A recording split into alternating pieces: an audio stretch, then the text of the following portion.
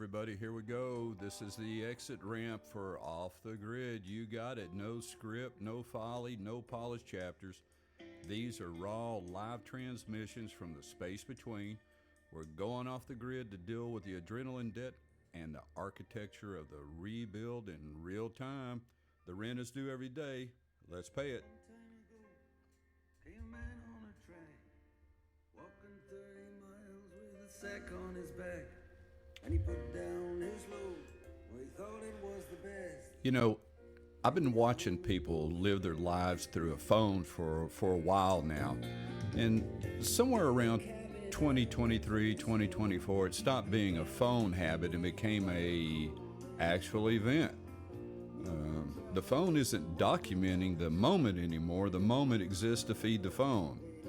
You go to dinner with somebody, both of you are there, the food arrives. Instead of eating it, you film it. Not a quick snap for memory. I mean, it's a production. Angles, lighting, a caption that's been workshopped. You sit there waiting for the numbers while the food gets cold. I mean, that's not eating dinner, right? That's performing eating dinner for an audience of strangers who will see it for 3 or 4 seconds and scroll right on past it, right? So, but here's the real thing that gets me. It's not about the filming anymore. It's about the monetization, right? Everything has to be content now. And content means money, which means the stakes on every moment just got higher. It used to be you could do something just because you wanted to do it. You could learn guitar because you like guitar. You could paint because you like painting. You could take a walk because you like to take a walk. Now, somebody immediately is asking, are you going to monetize this? Are you going to start a channel? Could you sell this on Etsy? Why aren't you making money off this? And the thing is, and I get it, I do, jobs don't pay enough anymore, really. People are broke. So if you're going to spend time on something, and of course you want to get paid for it, right? The math makes sense on paper. But what it's actually doing, it turns everything into that was a hobby, every skill, every moment of your life into a business decision. You can't just be a person who does things, you know. You have to be a personal brand who monetizes things. So now we have this weird situation where people aren't enjoying the activity, they're enjoying the idea of monetizing the activity. The actual thing becomes secondary. The engagement metrics become primary.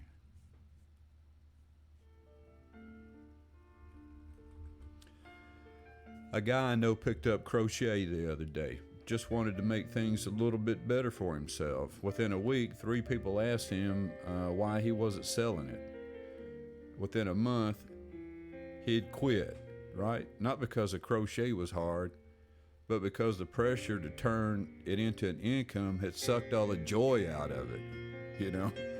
I mean, when you think about it, you know, when you turn to crochet, I don't really think it has to be monetized. That should be something you enjoy. Personally, myself, I'm going to play a little golf or do something, whatever, right? DIY, right?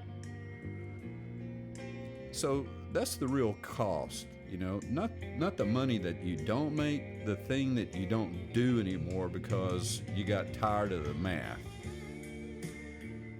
And the filming part, it compounds it, really. I mean, because now you're not just learning guitar, you know, you're learning guitar while being aware of how it looks to be filmed learning guitar.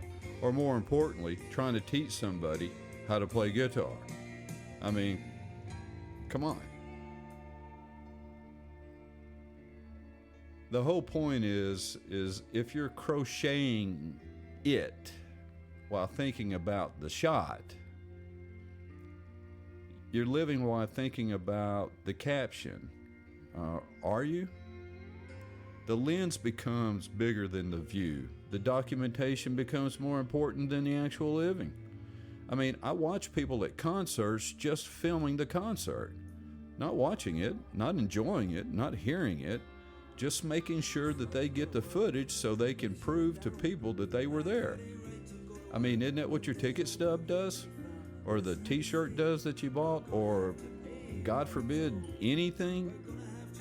The actual event? I mean, the experience is just raw material now. And I say this as somebody who records and broadcasts for a living. I get the irony, right? But there's a difference between making something on purpose for an audience and constantly documenting your life as if it was a life that only exists to be filmed and posted. One of those is work. The other one is a way of erasing the present moment while you're still living in it. The trend that gets me is that everyone pretending this is normal now.